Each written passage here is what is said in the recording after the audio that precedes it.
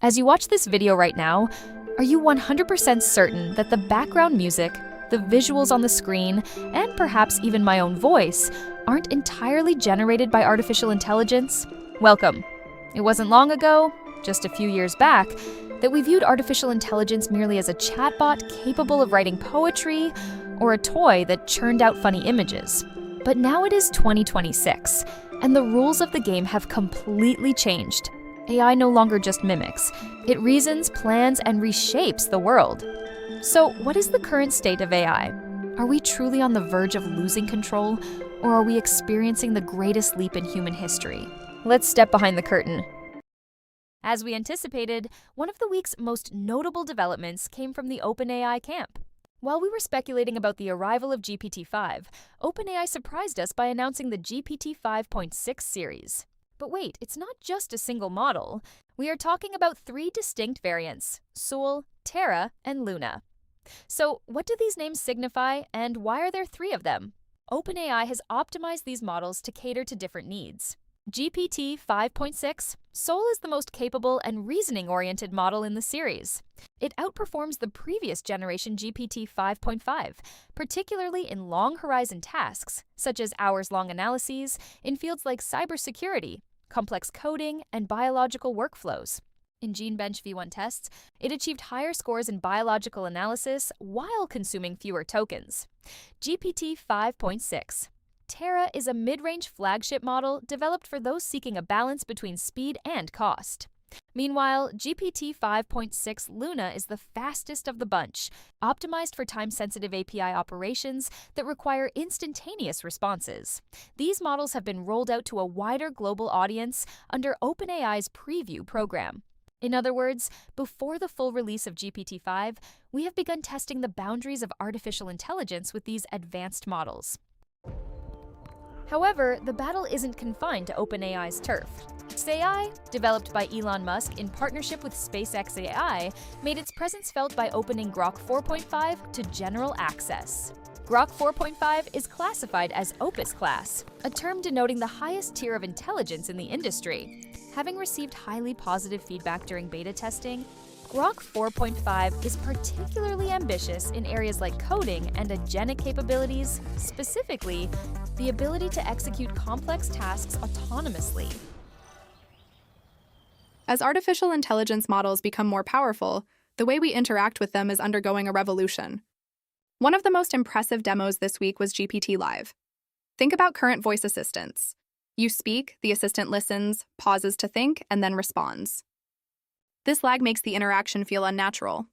GPT Live features a full duplex or two-way architecture that completely eliminates this delay. Excitedly, do you know what this means? You can interrupt GPT Live while speaking, just as you would with a human. It continues to listen while you talk and reacts instantly if you cut in.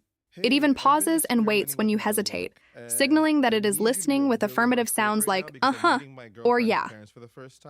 As of this week, the push-to-talk era of voice communication has officially begun to come to an end. This model is also capable of live translation and can display information such as stock, market data, or weather updates as rich visual cards on the screen during the conversation. On the productivity front, OpenAI introduced ChatGPT Work for enterprise users. Powered by GPT 5.6, this tool is designed to automate workflows. However, there was another interesting development. OpenAI announced the shutdown of ChatGPT Atlas, its agent-based web browser project that hadn't even reached its one-year anniversary. This could signal that the company is shifting its resources toward more powerful models. Meanwhile, at Google, DeepMind has made AlphaEvolve, an AI-powered code optimization agent driven by the Gemini model family, generally available to all Google Cloud users.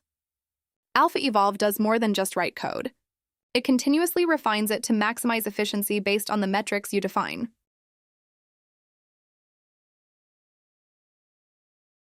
So far, we have focused entirely on software. However, this week also provided significant clues regarding the future of artificial intelligence in the physical world. OpenAI aims to produce its own hardware, not just software. One of the week's biggest leaks concerns OpenAI's first AI inference chip, Jalapeno. Developed in partnership with Broadcom and Celestica, This chip is a custom AI accelerator designed specifically for large language models. With its design completed in a mere 9 months, Jalapeno demonstrates OpenAI's determination to reduce its reliance on NVIDIA for processors. Described as a multi-generational computing platform, the project aims to lower the cloud computing costs associated with AI, and the leaks didn't stop there. It has been revealed that OpenAI is working on its first physical AI device, a portable smart speaker rather than a phone or glasses. Battery-powered and designed to be moved from room to room, the device will lack a screen but will be equipped with cameras and sensors. Its standout feature is its ability to function as an assistant that anticipates your household needs and engages in natural, seamless, real-time conversation using the aforementioned GPT-Live model. There is talk that this device could hit the market as early as 2027. Of course, it is not all sunshine and rainbows. The rapid advancement of artificial intelligence brings major crises and legal battles in its wake. This week, Meta and Apple took center stage in the crisis headlines. Meta faced a backlash from users over Muse Image, a new image generation model introduced for Instagram and WhatsApp. Muse Image allowed users' profile photos to be used as references for AI-generated images. However, when Meta enabled this feature by default, a storm of protest erupted over the unauthorized use of users' photos. Faced with this outcry, Meta was forced to make a significant retreat and has disabled the feature for the time being. This incident once again highlighted the critical importance of consent regarding AI features. On the legal front, Apple announced that it had initiated legal proceedings against OpenAI, alleging the theft of trade secrets. Apple claims that OpenAI, while recruiting Apple employees, asked them to share confidential information about unreleased hardware projects during job interviews. Former Apple Vice President Tang Tan is alleged to have played a role in this process. This legal battle between OpenAI and Apple serves as proof of just how fierce competition in the tech world has become.